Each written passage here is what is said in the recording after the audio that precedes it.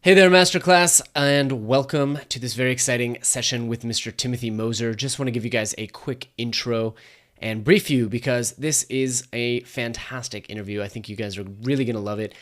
Tim uncovered some of his deepest, best, juiciest secrets for how he learns languages so effectively, and actually kind of blew my mind a little bit with some of the tips that are so logical. I don't know how I never thought of them, but are just these ingenious ways to use the memory palace technique, the method of loci, if you will, and to order your vocabulary learning in very, very intelligent ways. So I know you guys are going to love this exclusive interview. And if you do, please make sure to check out the link at the end of the show because Tim has offered you a very special time-limited offer. All right, guys, here's the interview. So greetings, Masterclass, and welcome to this very exciting exclusive interview with Mr. Timothy Moser, who, as you may know from the podcast, is a mnemonist and a language coach. He is also the host of Master of Memory, which is one of the top, if not the top, education podcast on iTunes right now. Timothy is also the founder of Accelerated Spanish, which is a premier online course that helps people reach fluency in Spanish very, very quickly. You've probably heard Tim and I speak on podcasts before, but in this exclusive interview, we're going to go into a little bit more depth, a lot more depth really, on the methods and how they're applied and how you can become fluent in a language much faster. So, Tim, sorry for that long intro, keep you waiting there, but welcome. We're really like the long intros. Yeah, it just sets people up. Sets people up, gets them excited, you know? Yeah. Awesome. Well, thanks so much for having me. A pleasure. I'm excited about what we have here. Yeah. A pleasure. So first I have to ask, where are you now? I know you travel a lot and you spend a lot of time in Buenos Aires and stuff like that. Yeah. Right now I'm in San Francisco. I don't spend a ton of time here, but I'm kind of visiting and checking out the area. Beautiful, beautiful. And that's a great place, a great opportunity to check your Spanish and practice your Spanish depending on where you are. Oh yeah. I'm kind of in the Mexican neighborhood right here on the south end. Mission District. Yep.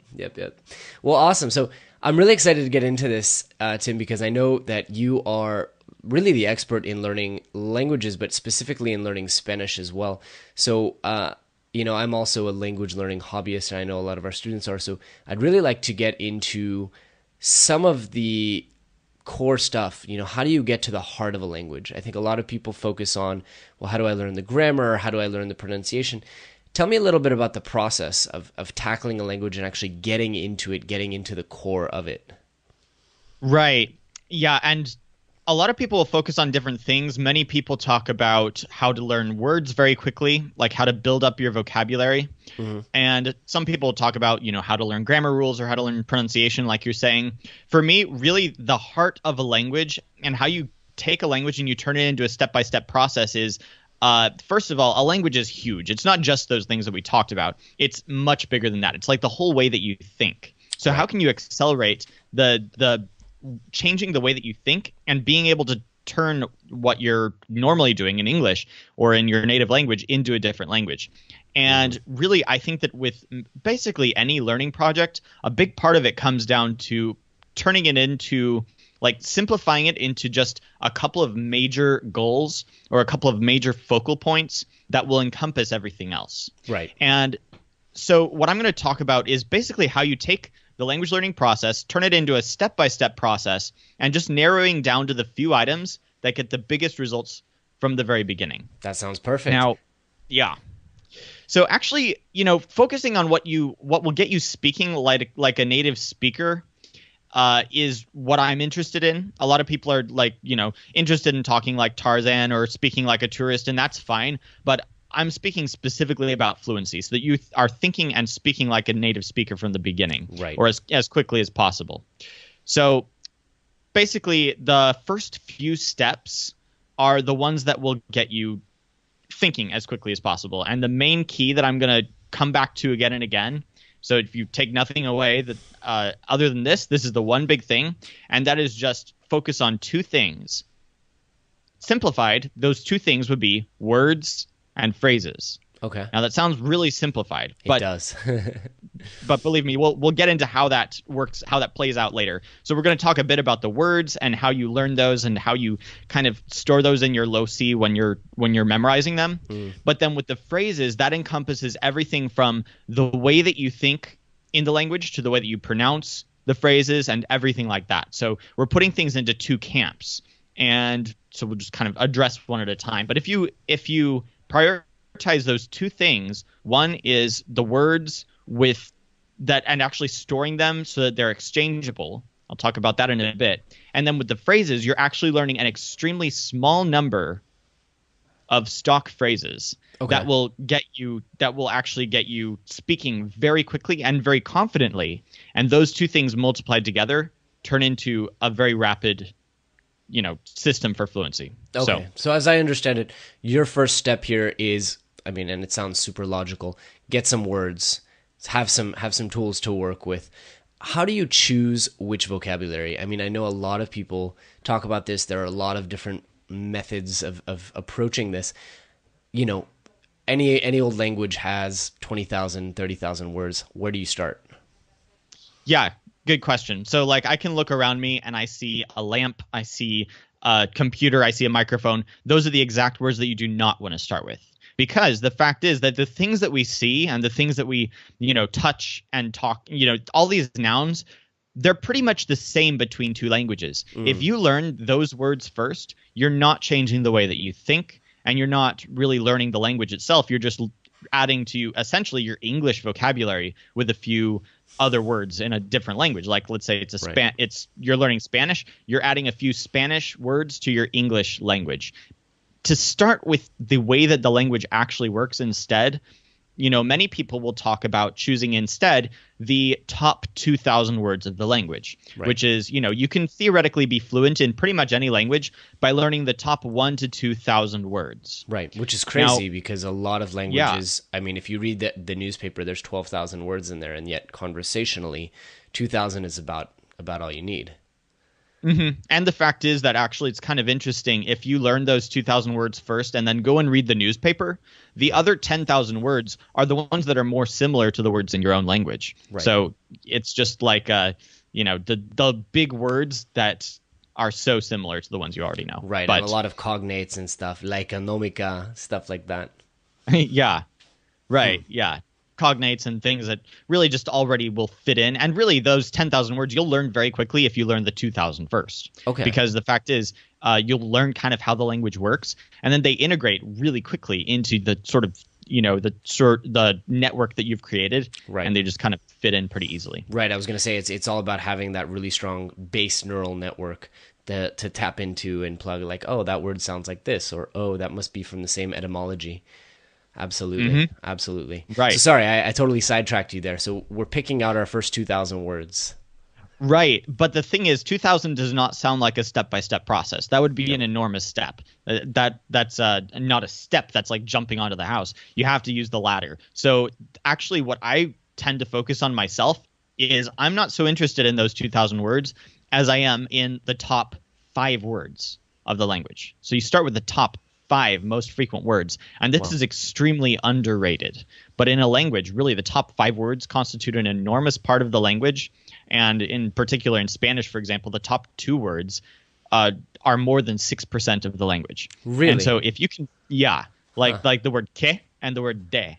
And the reason is, and this is an extremely important point, the reason that I'm getting at those top 5 words is if you look at everything, you learn those 5 words and you look at all the text and analyze those sentences, you can see how they've been restructured between English and your target language with these words structuring them. Right. So the word que is an extremely important, structural word. It's an important, essentially, conjunction.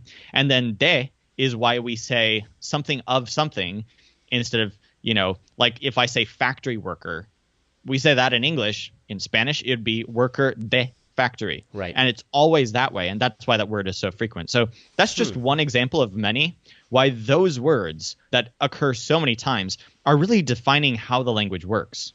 Right. Now, What I think is so interesting about that is it's actually a method. You're using specific choices of vocabulary to kind of intrinsically learn the functioning of the grammar. I think that I've mhm. never heard that before. It's kind of this really interesting. If you look at how frequently they is used, you'll realize that there's no kind of joining of factory and worker. I think that's really, really insightful. Yeah, and that's it just is kind of predicted already by the frequency list. You just go straight down the list of frequency, and that you can use as your Bible because that's your textbook. Just go step by step down the frequency list, but really, especially with the first few words, study deeply how those words are being used in a sentence because they are the ones that define how the language works. That's You super might be interesting. surprised. Yeah. Well, and something that's really interesting is that in English, the number one most used word in colloquial speech is the word you.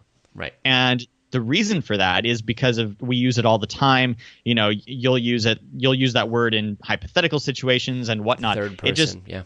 right. Exactly. And the hypothetical person. That's Yeah. so interesting. And I think comparing it to Russian, which is my current love-hate battle, the fact that those words don't appear on the first couple hundred should say something, right? Like there is no I go to the gym, it's I go gym. So the word to is used in a different way, and it's way down the frequency list, which should be very Right. telling, right? It's like not just what is there, but what isn't there is kind of very telling. Well, and that reminds me of something that I sometimes bring up, which is that let's say that you go through the English frequency list, like the word to. You try to learn that in Russian, and then you're going to try to use that all the time. But that's the opposite of what you should be doing. You don't base it on English. You don't start with your own English vocabulary. You have to start with the target language. And that's why that target language frequency list is so valuable. Well, But wow, I've already learned something, and we're only a couple minutes in. Awesome. So Okay. you start out with this. I assume anywhere you look, you can find pretty good frequency lists these days. Yeah, I mean, really just Google frequency list and go to specifically the Wiktionary lists. Those tend to be the best. And I would argue that a frequency list that's based on film subtitles or film scripts is going to be much more valuable Right. than something compiled from books Right. because of the way that people actually talk. Yeah, absolutely. I found that to be very true, and I even found if I really wanted, because some movies have certain biases. Like I would just compile my own kind of lists by going through children or teenage movies, as opposed to adult movies, which are going to be very heavy on love and affection and words that I may or may not use depending on the language. Right. I tend to swear. I tend to filter the swear words out a bit. Yeah, that's another so- thing. So what else do you tend to kind of filter out as you go along and learn? I mean, that's really interesting with the frequency list, but what else do you ignore? I mean, there's so much to be considered, Yeah, there are a lot of words out there, and like you're going to be going down that list and learning the first 5 words to see kind of how the language works, the first 50 words to get started speaking, and we'll talk about how you start actually speaking. But while you're going down that list, you'll be very strongly tempted to learn certain things like nouns and things about yourself and stuff like that. But for me, until you use like that frequency list, like your Bible, for the first 500 words or so, Right. don't stray from that path because you're going to be tempted to learn. Like, let me give you an example. Let's say it was between these 2 sentences that you wanted to be able to say. Which do you think is more handy? A, the eggs and milk are in the kitchen with the apples and carrots. Right. Or B, I want you to do it as soon as you can. I would say B. Yeah, I mean, it's equal amounts of vocabulary. They use the same number of words, those 2 examples, but B is obviously useful in many more situations. Plus, it involves a little bit of complex grammar. I want you to do it, or I want that you do it, depending on the language. That will be really handy in many situations. So, Yeah, especially in Spanish, there's a lot of grammar in there, right? Because it would be quiero que lo hagas. yes, I exactly. want that you would do it. Que lo hagas lo antes posible, which is Yeah. an idiom. So it's something that you're going to hear, and you can't translate it literally. Right. And so you end up really diving in when you maximize those 500 words, because those are all within the 500 words. But you're really getting to the heart of the language, and it forces you to think in Spanish and really be creative with the language. Awesome. Okay. So, as far as I remember from our podcast interview, you and I share a lot of the same views on how to actually learn vocabulary. But let's kind of paraphrase over there. You have this list of, let's say, 500 words, this baby step up the ladder. What are some of the tips that you have for actually getting them into the brain? Yeah. So the most efficient way really obviously you're going to be using mnemonics in a palace of, several loci with the different markers in there. But the way that I organize my markers is we actually place the markers in your palace based on exchangeable parts of speech. Now, what that means is, let's say you take a word and you turn it into some sort of image. So like the word for truth, or the word for world, or the word for that. You're going to put those in your palace, but you're going to group them together in some sort of locus with a bunch of other words, or, in a similar range with a bunch of other words that are exchangeable with it. So to give you an example in English, we think of the word that, T-H-A-T, as being one word. But the reality is, if you're in another language and you're learning that word, it means about 3 or 4 entirely different things based on how it's being used. Mm-hmm. So in one case, it would be, grouped with pronouns, kind of like a noun. So if I were to say that is interesting, that's exchangeable with he is interesting. Right. So what I can do is I can actually take that word and I can put that in a memory palace in a similar region, very close to he is interesting. And what happens is that means that I know I can confidently switch the word that with the word he. So brilliant. That is interesting and he is interesting. That is brilliant. Oh, I love it. He is brilliant. I love doing these interviews. I always learn so much stuff.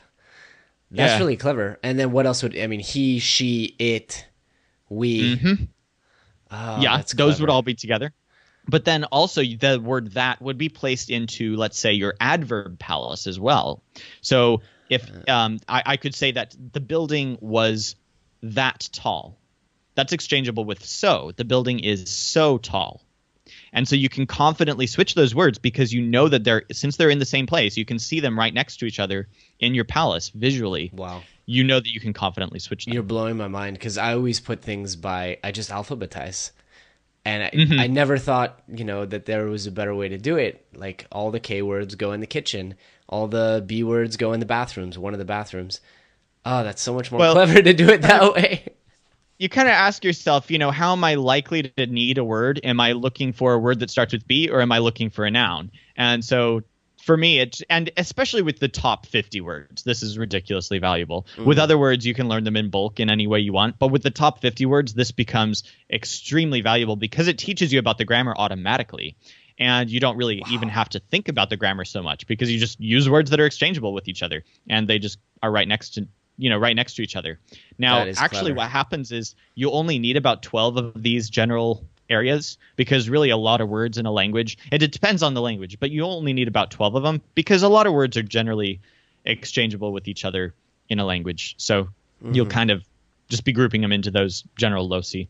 That is so clever. And are you doing it by rooms, or are you doing separate locations entirely, like different houses or buildings? Yeah, they could be. So with some, they're going to be entire buildings. Like the nouns palace will be enormous, right. Even with abstract nouns. Like people think that physical nouns are the first nouns, but depending on the language, words for things like truth and place and things like that, those are nouns and they're abstract. But yeah, huge palace for nouns. For pronouns, a few little areas depending on the language. Some languages need many more than others. And then for the conjunctions, there'll be a few spots, but some palaces will be much bigger than others. The thing is, you kind of have to do a bit of research to figure out where to place things. So you have to figure out, and the fact is, you're likely, unless you have, like, we'll talk later about how you can actually do this without having to study the grammar at all. But if you do study the grammar to put this into place and build it yourself, then at least you have something very specific to focus on while you're studying the grammar. Right. Like you'll figure out, okay, this word can be exchanged with this word. So here's the little palace that I'm going to use with all words that are similar to that. Brilliant. So you have at least something to focus on. You're blowing my mind, man. This is fantastic. You mentioned earlier a little bit. I don't know if I'm rushing through here, but you mentioned a little bit earlier different ways to practice speaking and listening and getting into, a lot of people in our kind of field talk about speak from day one. I know Benny talks about it. Gabriel talks about it. But you said, we're going to cover that a little bit. So I wanted to jump to that and hear what you have to say about it. Yeah, absolutely. So people talk about, starting to speak as quickly as possible, and that's really important because a language exists in the way that it's spoken. It doesn't exist on paper. It doesn't exist in a dictionary. It exists in fluid phrases being spoken by speakers. Now, for me, I'm very interested in speaking from day one can be valuable. It can also reinforce bad habits if you're using words the wrong way consistently. Right. So people talk about doing repetitions, which is a great way to improve a skill, but only if you're doing the repetitions correctly. If you're doing them wrong, you're actually reinforcing something bad. It's a big problem. So, like mnemonics work really, really well. And if I recently was at an event, total tangent, but I was recently at an event outside and a 747 flew overhead while this woman was introducing herself. So instead of, I don't even remember what the name was at this point, but it was either a woman or a guy, right? And they introduced themselves. I heard the name wrong and then said it, right? And then, it's there, right? So I was calling her that the whole night until she corrected me, and then I just reinforced it so many times. But anyway, the worst thing. I hate getting names wrong. Well, yeah, especially as a mnemonist, like it's in there. Yeah, it's in there. And now I don't know which of the two names. I don't want to embarrass her, I would say, but which of the two names it really was. In any case, awesome. So yeah, tell me about that. I mean, how do you make sure that you're speaking in the proper way? Is that essentially what we mentioned before, learning those first 50 words and then? Well, so we talked at the beginning about the difference between learning the words themselves and learning phrases. So for me, placing the words in your palace based on their function and stuff like that, that's still part of learning the words. But then where we go is we get to these phrases and really find phrases that are 100% correct and use as little vocabulary as possible. So in Spanish, that might be that I want you to do it as soon as possible. And you can say that phrase. If you can say that whole phrase in Spanish confidently and fluently, there's not much else that you need to practice for those concepts. Just say that sentence. Don't change it. Don't make up your own sentences. Don't change anything. Just practice that one sentence and try to restrict at first. Find sentences that are restricted to the top 100 to 200 words. If you can imitate those exactly the way that you hear them spoken by a native speaker, then you are speaking and thinking like a native speaker very quickly. And that's extremely valuable because, to be fair, like the top 100 to 200 words is going to be about 50% of everything you read and hear. It's so interesting. And so you have... It's so interesting because, a lot of people talk about allowing the brain to kind of absorb grammar without actually learning the grammatical rules. And it's funny because Spanish being an example, I actually learned Spanish with the grammatical rules, right? The present perfect and all that stuff. I learned it in high school. And to this day, I don't remember any of that stuff. I don't know why I knew that it was hagas instead of haces. I just know because I intrinsically know that that's how it should behave. And, I don't know if is that present perfect or future That'd be perfect? A subjunctive. Subjunctive. Yeah. See, I don't even know what these words mean anymore, but I can... You don't have to know it because if you store all your subjunctives in the same place, to say I want you to have it would be quiero que lo tengas. And you just know that those both are in the same sort of area. And now tell me, remind me, what is subjunctive? What does that mean? It means that there's generally some sort of intention sort of expressed around it. So like, for example, if I said, let's say it's important that you be here early. That's an example of an English subjunctive. So es importante que estés aquí. So that's kind of the intention. It's important that you be here. I told him to be here early would be I told him that he be here early. So there's an intention expressed around that. Although estés would be the future tense also in that case. Oh, that's subjunctive. It's subjunctive. Estarás would be You're right. Estarás. Okay. Yeah. Interesting. Subjunctive.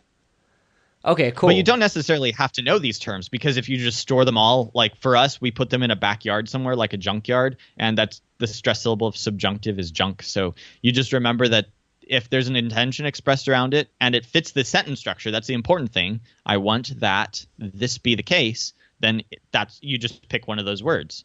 And so if you've learned this one phrase, I want you to do it, quiero que lo hagas, then you can confidently switch just one or two words. He wants you to do it, quiere que lo hagas, and you know that that's exchangeable. You don't even have to worry. You can speak it just fluently and fluidly and just change one or two words. The reality is that like this conversation that you and I are having, we have not invented a single one of these sentences. Right. None of these sentences that we're saying have been invented. They've been said. We've been using these sentences our whole life. We're just changing one or two words to change the meaning. Oh, it's so brilliant. So brilliant. So basically you're taking those two things and you're multiplying them together. You have the sentences that you know confidently work because you hear natives speaking them. It's not hard to find just sentences in texts or in books or in movies that you can just copy down yourself and practice, and then switch out one or two words that you know are equivalent because you have confidently placed them in similar areas in your palace.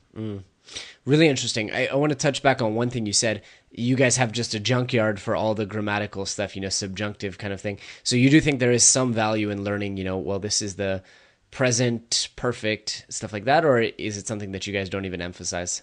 Depending on how you're learning. So for us in the course, we do emphasize that, but that's because we have to give it some sort of term. We have to say the ones in the backyard or the subjunctives. We do use the terminology just so that we can have a conversation about it. Got it. So how do we get... Because, why focus on learning those English words when we want to learn Spanish? Yeah, I guess that's true, right? Yeah. Subjuntivo. How do we get from those sentences to forming your own sentences? It's just a matter of switching out the other ones in the same area? Or what if there's kind of like these weird examples or kind of, I'm forgetting the word in English, exceptions. There it is. Right. So you'll also learn some little fun idioms that, it's all based on the way that Spanish speakers speak. So you can't really invent your own sentences. Right. Essentially, you'll start by switching one or two words. And then once you're confident with that, it really just naturally falls into place. And you figure out how the sentence structure and everything works and how to combine multiple sentences together. So it really all falls into place quite naturally. We've seen it over and over again. I really love this. It's almost the metaphor I think of is like training wheels. Like you're riding a bike. You're completely riding a bike. You're using normal sentences. You're just doing it within small confines. And then like slowly you kind of loosen the training wheels, if you will, and you can start switching them out. It's the same motion that you're going through. You're just now you have more of this leverage to go, to lean left, to lean right. I think that's really brilliant. And the muscle memory that you're building, the reps that you're doing, are correct instead of wrong. Right, which is so much better than the way I've been doing it, which is I say the sentence to a native speaker and they go, no. In that case, you need to use case number 6 instead of case number 4, like Russian being a very difficult language. And to be fair, that will happen a lot, no matter what method you're using. Just make sure that you say it the right way a few times the second time, or after you've made the mistake, and practice it the correct way. Right, but now I'm starting to think on that note of languages that do have a case system where you not only have past, present, future, perfect, and genders, in many cases 3, but you also have cases. This gets so much more difficult, right? Like I am working with Timothy. Timothy is not Timothy. Timothy is Timotheum in theory, right? It's a little bit harder. Right, exactly. And so you would break down each of your nouns into a subpalace with multiple loci for the different cases. Exactly. Which is kind of the opposite of the way that I've done it, which is I've actually made a palace for the grammatical rules. So every time I have to form a sentence, which works, but every time I form a sentence, I have to run in between the different rooms in the house because this part of the sentence is in, let's say, accusative, and this part of the sentence is in nominative. So I'm literally in my head, like going back and forth, and I'm like, is it a man in the kitchen or is it a woman in the kitchen? Okay, it's a man in the kitchen, so that needs to be u. Actually, that's wrong. It would be woman in the kitchen would be u. But in any case, really, really clever. I love it. Cool. So yeah, you just those two things together multiply eventually to create fluency because you're just they interchanged with each other pretty quickly. Now, I've heard you say in the past, Timothy, that the hardest skill is actually listening for the language. And I know you have a background in not just getting people to conversational plus, but to fluency, native level fluency. So tell me about that. I mean, how are you training your ear? How are you listening for the language? Right. A lot of people make a similar mistake to the one that we were talking earlier about, which is learning too many words at once and not actually getting down to the essence of it. And it's the same thing with listening. If you just turn on the radio and start listening to a bunch of Russian things that you don't understand, or start watching Spanish films that you can only understand about 20 to 30% of, you're not doing yourself a favor. In fact, I would say you're actually training yourself not to understand what you hear.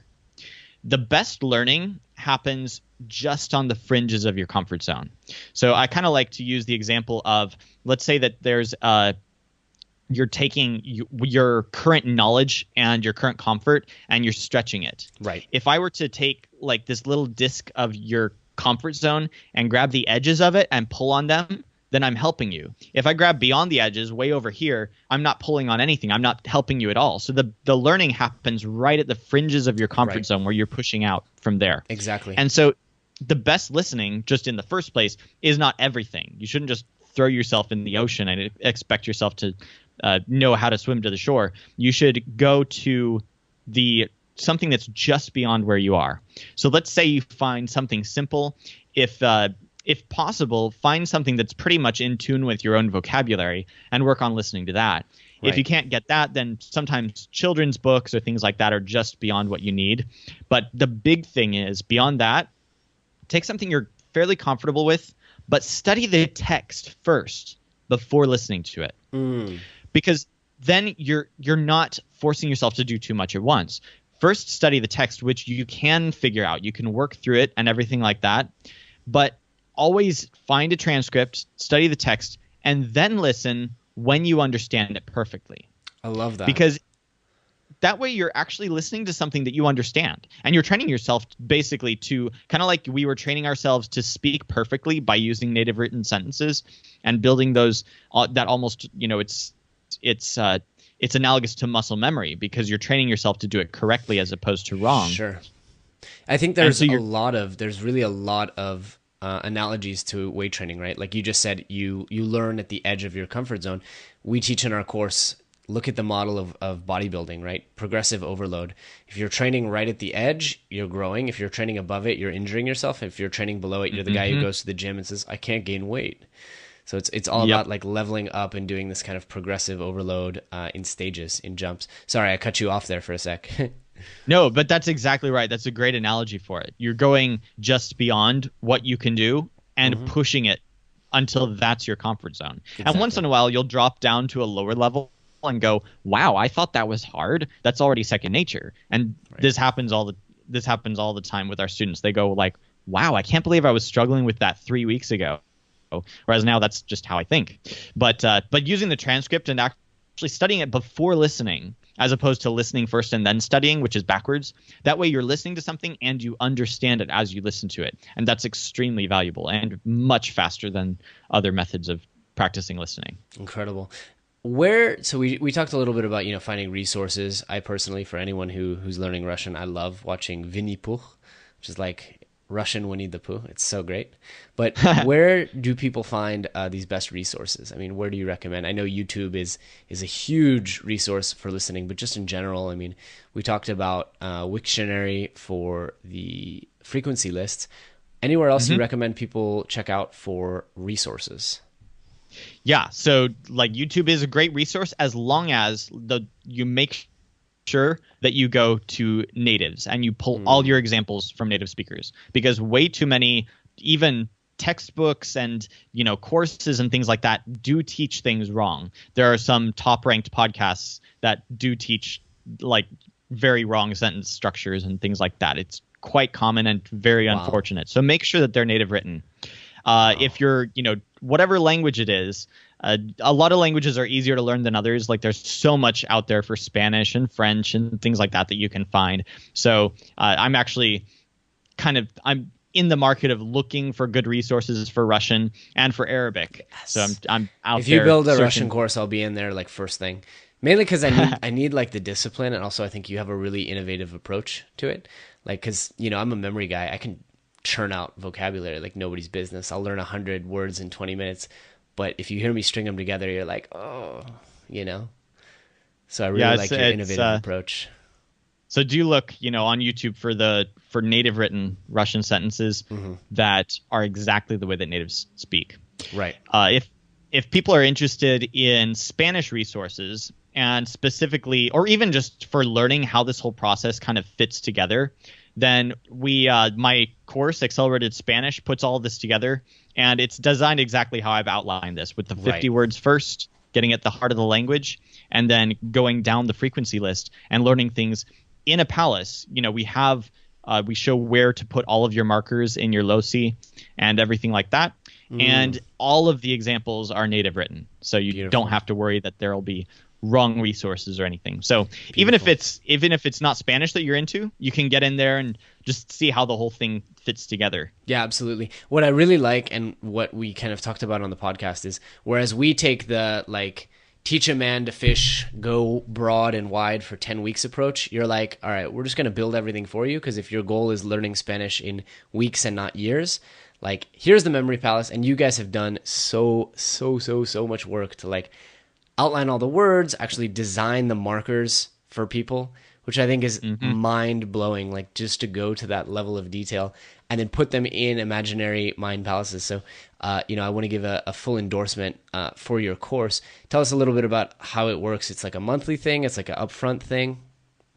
Yeah. So what we do is we do a monthly membership. This is our main membership, which is you just join for $87 a month, and we give you all the lessons. You'll actually get support from native speakers by email, and we'll even create custom resources for you. So let's say you submit an English paragraph, or you submit a paragraph about your work or about anything you're likely to converse about in English, and we'll give you a Spanish paragraph translated by native speakers and recorded by professional audio Spanish speakers that can give you some resources to practice with. But basically, we're trying to tailor to exactly your level. So, we'll go one lesson at a time, starting with those top, 5 words, going down to the top 50, and we'll just work with you by email, and you'll have videos that show, again, like Jonathan said, where the markers go in the palace, how to create the best markers, and really we give you visuals and everything so you can see how everything works. If you're into Spanish, it's the best way. I was going to say, I'm almost sad that I already speak Spanish, because I would love to dig into it. It's also really interesting. Like, you've got obviously a large team of native speakers working for you, which I think comments to the fact that your other podcast is Ace of Productivity, and you've obviously figured out quite a bit about outsourcing and how to properly manage people all over the world. So that's very cool. So we'll put up a link for everybody. It'll probably have already been embedded on the screen at this point. We'll give people a link to check out the program. And wow, Timothy, thank you so much. This has been super educational for me, and I just know our audience is going to absolutely love it. So yeah, of course. No, I love your audience. And actually, I just wanted to mention, like, for anyone who joins in April, I'm going to give you an extra session with me. Like, I'll do a one-on-one call with you if you join before the end of April. Wow. So, all right. That means that the burden of editing is now on me to get it up and running in the next couple of days. Well, there you go. Cool. I appreciate the motivation. That's very cool. Tim, again, thanks very much. It's always a pleasure chatting to you. I know we'll let you get back to your vacation, but thank you again. Thanks so much.